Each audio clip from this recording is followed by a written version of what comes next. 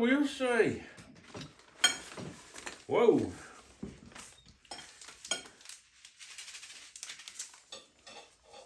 Let's read this. Whoa. Thank you, John Carroll, for the seeds for Mary's fall garden.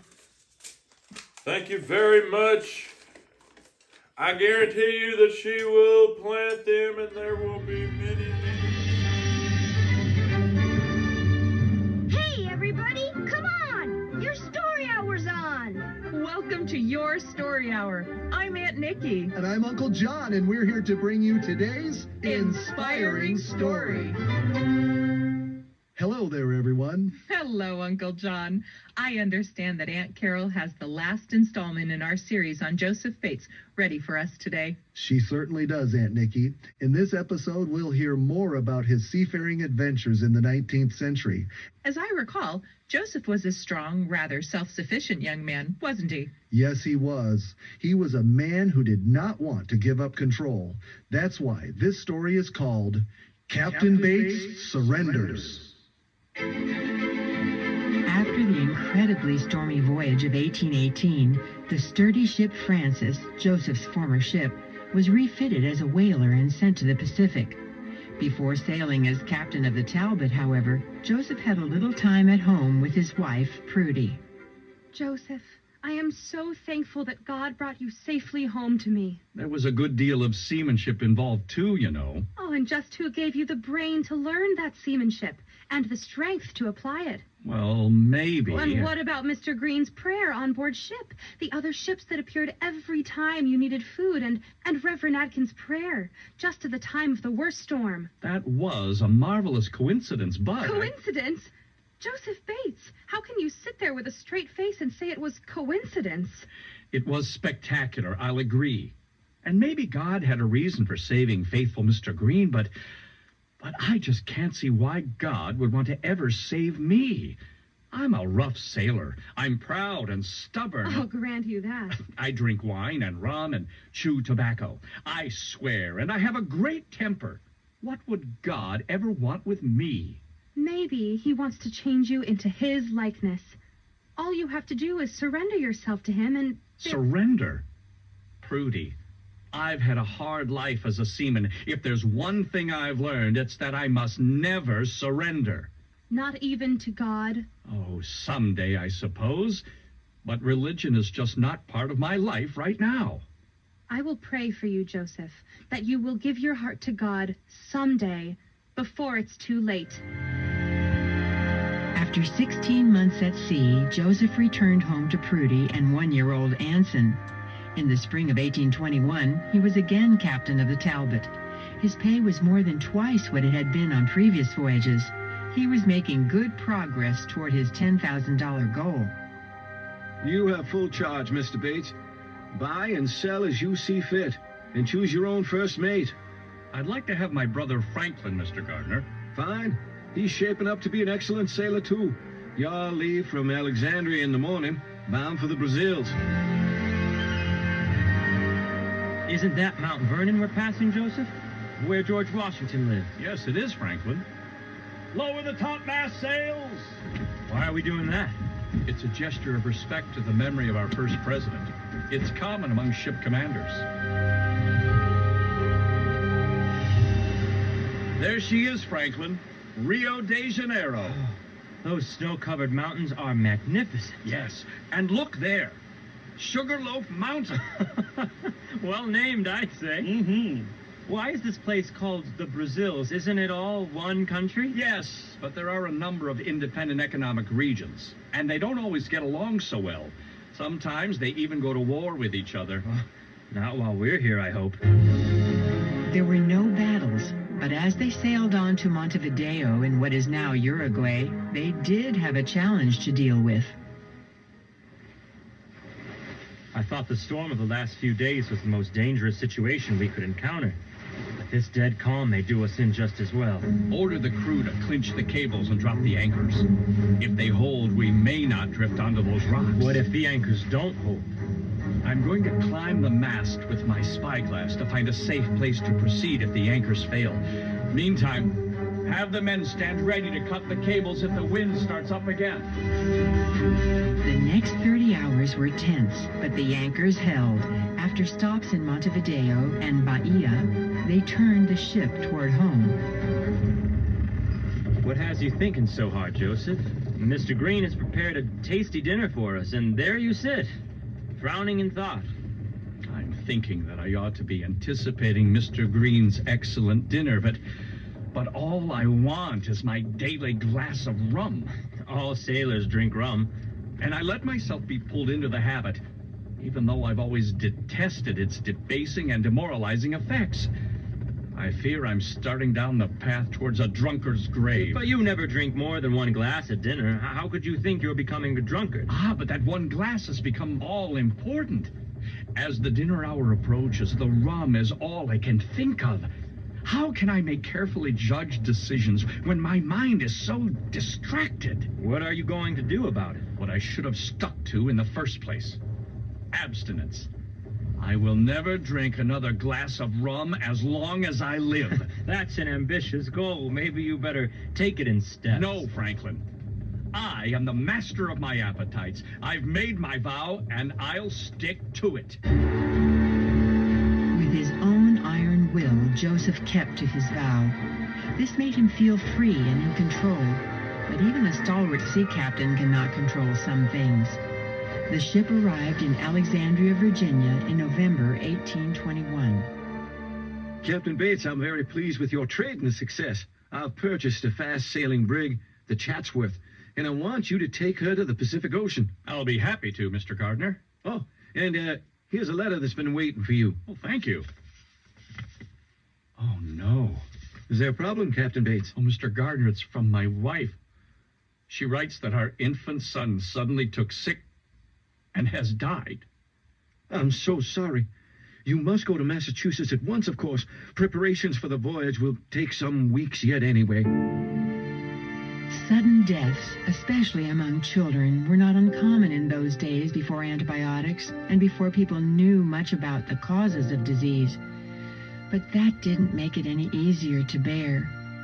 Joseph took the fastest stage he could find, which he shared with Mr. Flew, a fellow passenger. Only 3 days out of Virginia, Mr. Bates. And we're already in Connecticut. This has been a very fast trip. Since we've stopped only for quick meals and a change of horses now and then. Not as comfortable as your ship, though.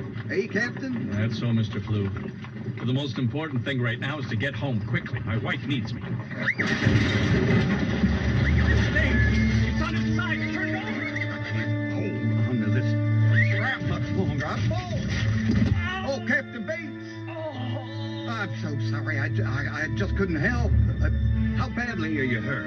I'm alive, Mr. Flew. Though the frozen ground has not helped. I fell on you and crushed you right through the side of the stage. Is anyone hurt? No, driver. I think Captain Bates has a broken rib. Or two. What happened? The horses took fright at something. They careened against the bank and turned the stage over.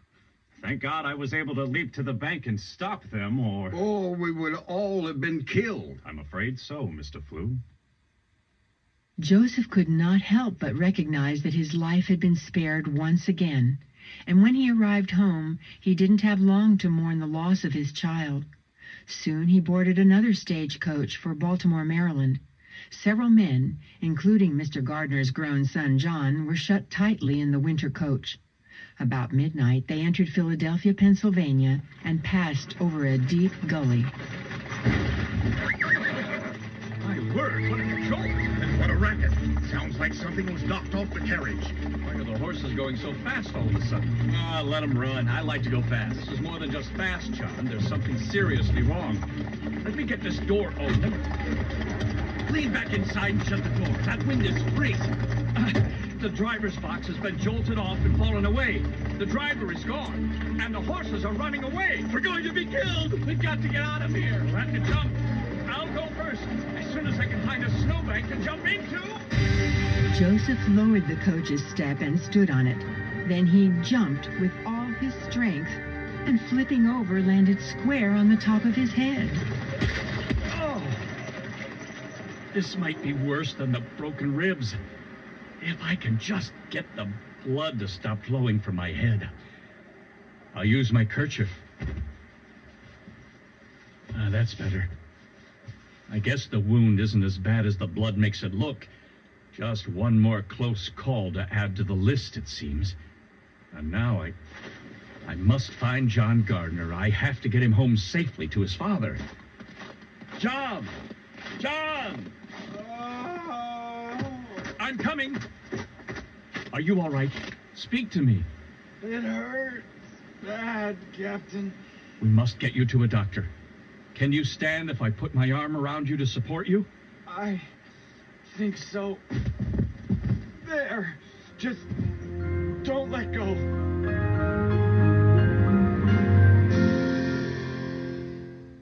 Oh, no, Uncle John. It sounds like Captain Bates is experiencing some troubles. Yes, he is. But you know what? God can be our greatest source of strength when we're facing difficulties. Exactly right, Aunt Nikki. That's why your story hour wants to help all of you boys and girls to get to know Jesus better through Adventures in the Holy Bible. Adventures in the Holy Bible is a series of free Bible lessons designed for kids 9 years old and older. The easy-to-do quiz sheets and fun Bible games will help you get to know Jesus better. And as you progress through the Bible lessons, you'll receive free dramatized stories from our Life of Jesus album. Sounds like a good deal to me. It is, Uncle John. It's a great deal. We receive letters and phone calls all the time from kids and adults thanking us for these wonderful free Bible lessons. So if you want to join the hundreds of people being blessed by Adventures in the Holy Bible, signing up is easy. Just visit our website, yourstoryhour.org. You'll find the adventures in the Kids Corner section. Remember, yourstoryhour.org. And now, let's return to our story called Captain Bates Surrenders. After getting young John Gardner to a doctor, Joseph tracked down the drivers and other passengers from the accident which had been caused when the carriage had hit a deep gully. Aside from one driver's smashed fingers, there were no serious injuries. Finally, on January 22nd, 1822, the Chatsworth sailed for South America and the Pacific Ocean. Franklin, I'm glad you agreed to be my first mate again on this voyage. Of course. You are a good captain and kind to your men. I'd be a better one if I didn't have such a hot temper. You always apologize when you lose your temper. Most sea captains never do, and the men know you will always do your best to protect them. I did ask Mr. Gardner to provide us with weapons and ammunition in case of pirates. I would never surrender my ship to pirates or mutiny. Pirates, I can believe, but your crew will never mutiny. They are loyal to you. And Mr. Gardner also has complete faith in you. He has given you a free hand to trade as long as you find it profitable, even to selling the Chatsworth if you choose. To avoid the storms of the Gulf Stream, Joseph first sailed east, passing the Cape Verde Islands off the coast of Africa. Then he turned the ship west and south toward Brazil. The New Englanders were fascinated by the animal life below the equator. Look at those water creatures. They rise erect like a little ship under a full white sail. And they move so fast as they scoot around the ship. It's a shellfish, a nautilus.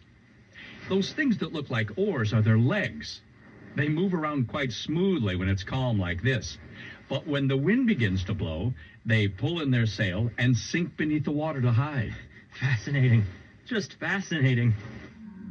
As they arrived in Montevideo, a strong wind created a strange situation. It seems the wind wants to pull my coat right off me, buttons and all. That's not all it pulls, or pushes. Look out there at the river. Why, that can't be. It looks like the wind has blown all the water right out of the river. Yes, and look there. The crew of that ship. They're walking right down the river toward town. Yes. The bottom of the river's hard and dry now, thanks to the wind. But the sailors need to make sure they don't venture too far. The moment the wind lets up, the water will gush back through the mouth of the Rio de la Plata with great force, and the river will be 15 feet deep again. The Chatsworth continued south. As they left Buenos Aires, Argentina, Joseph made another vow that he thought would help him to be a better person. From now on, he resolved, he would never drink another glass of wine. It felt good to be in control. Next, they had to sail around Cape Horn at the tip of Argentina, a 30-day trip during July and August, the coldest and stormiest time of the year in that part of the world. It's so cold.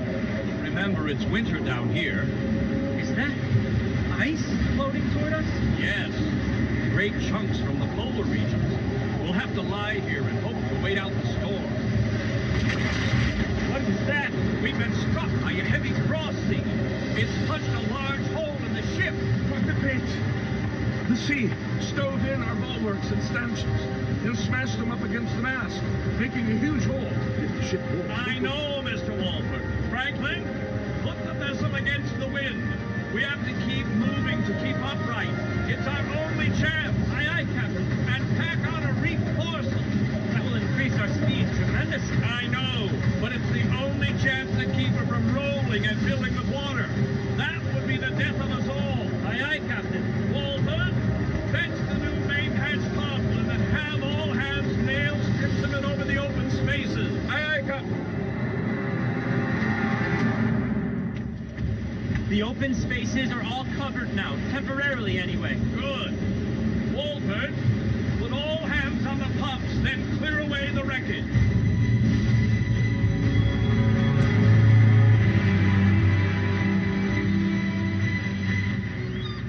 What a narrow escape.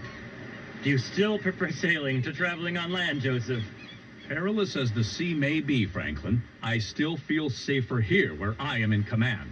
I think maybe God was in command, Joseph. That may be so. Muster all hands on deck. We will ask Mr. Green to thank God for us all. Then we need to make more permanent repairs. That was some month coming around the Horn, but we made it. Franklin, I do believe that God spared us as we rounded the Horn, just as I believe he has spared me many other times. I want to be a Christian, but first I have to overcome my bad habits. What ones are you thinking of? My use of profanity, for one. Father always gave me a good example, but I've been led astray by my life and companions of the last 16 years. So how will you go about it? For the rest of this voyage, I will not swear. I don't want you to swear either, and don't allow the crew to swear. I won't permit it.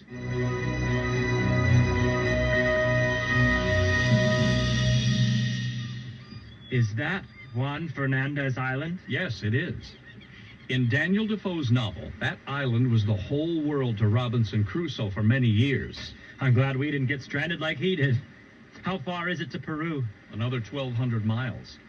We'll cast anchor in the Bay of Callao, about 6 miles west of the city proper. Peru was undergoing a series of wars of independence against Spain, and the political situation was unstable. Silver and gold were not to be taken out of the country, and robbery by armed bandits was common. So sea captains with money had to be inventive. Franklin, can you fit any more doubloons into your boot? I already have so many that it's hard to walk. Good thing we have horses to ride back to the dock. How about you, Mr. Green? I reckon I can squeeze a few more into the money belt under my shirt, Captain. Good. Here are the last coins. Now let's proceed to the customs house. Mount up. Soon, 2 Peruvian officers stopped and searched the men. They counted the money and then made an unexpected proposal. How much of this money will you give us to let you go? 1 doubloon. No. It's not enough. We will take half of this money. No, you won't. You give us half or we report you to the customs house. Do that then. You will be in the big trouble. They will take all the money. So be it. I will lose only money. You, I think, will lose your freedom. Or maybe even your lives for trying to take half the money for yourselves. Give him back the money, Diaz. And here is your doubloon. Vámonos! Joseph sold the Chatsworth. The crew remained with the ship with Franklin as captain. Joseph, eager to see his family again, signed on as a passenger with the Captain Bertady on the Queen Candace, which was headed to the States. As it turned out, both men had a burden on their minds, chewing tobacco. Here goes my tobacco, Bates. Into the sea. And here goes mine too, Captain Bertody. I will never use it again. I imagine our wives will be happy with this change. And we will feel a lot cleaner. Captain Bertody found himself unable to break the habit. But Joseph was satisfied because he was able to keep his own vow. Being at leisure as a passenger now, Joseph spent much of his time reading the Bible, especially on Sundays. He figured that in this way he was making himself a pretty good Christian. Yet something was lacking. As the Candace entered the Gulf Stream, a huge storm struck. Torrential rain limited visibility, and mountainous waves tried to capsize the ship. About midnight, Joseph heard desperate cries from on deck. The wind has changed direction. The ship's aback. Starboard your helm. Aye, aye, sir. She's lost her headway. We're not moving. And look at those huge waves. All hands on deck. Joseph ran up the gangway and saw captain and crew hauling with all their might on the starboard main braces. Forgetting he was just a passenger, Joseph leaped onto the deck and started issuing orders.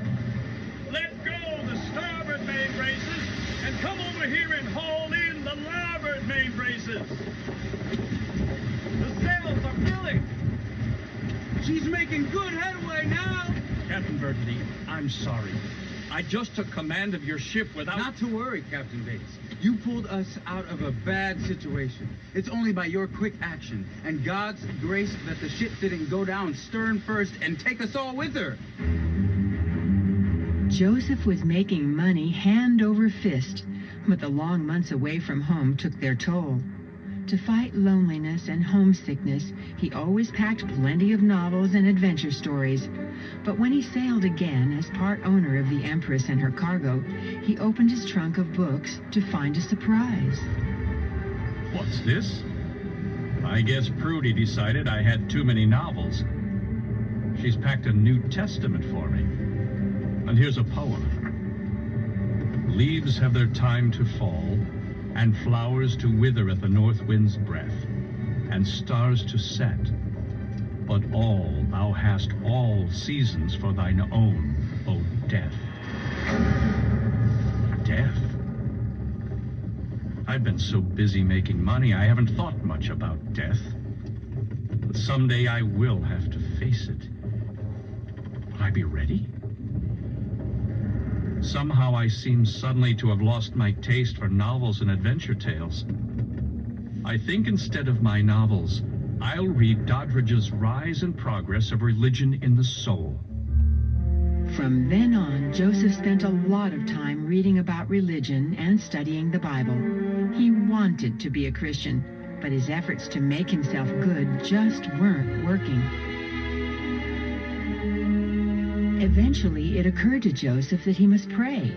But the brave captain was afraid of being seen on his knees, so he hid in the run scuttle, a compartment under his built-in table. For weeks he prayed, but he felt that his prayers went nowhere. One night he paced the deck, agonizing over his unconverted condition. If only Prudy were here, or Father. They could tell me how to become a Christian. I'm so alone, and I tremble at the thought of speaking to the God of the universe. I'll never be good enough. I should just throw myself overboard and end this misery. No, that's Satan tempting me to destroy myself. I won't surrender to him. Joseph fled to his cabin and stayed there all night. And then one of his crewmen became critically ill. It's the Norwegian, Christopher Christofferson, sir. We've tried everything, but he just keeps getting worse. Put Christopher in the berth next to mine, Mr. Hafford, so I can keep an eye on him. And whoever has night watch must be sure to check on him and report any change to me. Aye, aye, Captain. When morning arrived... How are you this morning, Christopher? Christopher? Christopher! Oh, no, he's dead. Mr. Haffords! On the double! Here I am, Captain. Mr. Haffords, Christopher is dead. What? Why didn't you call me? Captain Bates, I was down here just an hour ago and gave him his medicine. There was no change then. So sudden. Death can strike anyone in a moment. And I'm not ready. Prepare him for burial at sea, Haffords. This will be my first time to conduct a burial service. Would you like to have a Church of England prayer book, Captain? Yes. Yes, that would do perfectly. Have you got a copy? Yes, sir. Bring it to me, would you? Right away, sir. Joseph felt too sinful to conduct a religious service. He trembled as he opened the book, and his voice faltered. Grant our prayer. We beseech thee, O merciful Father. Amen. Turning from the scene, Joseph ran to his cabin and fell into his secret prayer closet. Eternal and blessed God, I feel unworthy to approach the Lord of the universe with my burden of guilt. I know now that I can never make myself good enough. I present myself before thee just as I am, that you may make me what you want me to be. Amen. And so, proud Captain Bates surrendered at last. From now on, God would be the captain of his life, and Joseph would be a member of his crew.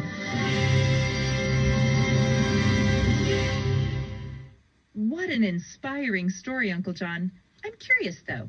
Did Captain Bates ever save his goal of $10,000 so he could retire? Yes, he did, Aunt Nikki, and rather quickly. Joseph Bates retired at the young age of 36 and spent his savings spreading the gospel. For the rest of his long, adventurous life, he preached the word of God. And to think that this change in Captain Bates' life was brought about because his wife packed a New Testament in his trunk. Exactly right. I'm guessing that Captain Bates learned about God's goodness when he read the Bible, and that made all the difference. God's goodness does make all the difference, and I imagine that many of our listeners would benefit from learning about God's goodness too, in a fun and interesting way. You must be referring to what we were talking about earlier, our adventures in the Holy Bible. Yes, I was. I thought so. And as we said before, these Bible lessons are free and available online at yourstoryhour.org. Just go to the Kids Corner on our menu and then click on the Adventures option. Or you can send your request to Aunt Nikki and me at Your Story Hour, P.O. Box 8, Niles, Michigan, 49120. Again, our address is Your Story Hour, P.O. Box 8, Niles, Niles, Michigan, 49120. And now, Aunt Nikki? I know. We have to say goodbye. But we'll be back next time with another exciting story.